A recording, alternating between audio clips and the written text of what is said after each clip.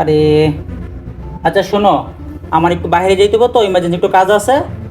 আজকে আসতে একটু লেট হয়ে যাবে আরে। আচ্ছা শোনো, তাহলে এখন আমি যাই, তুমি একটু শুয়ে রেস্ট করো, ঠিক আছে?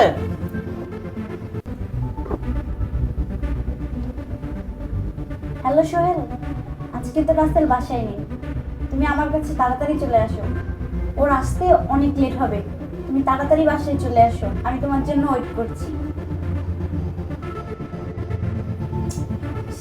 এখনো আসতেছে না কেন? আমি কতক্ষণ ধরে ওয়েট করছি।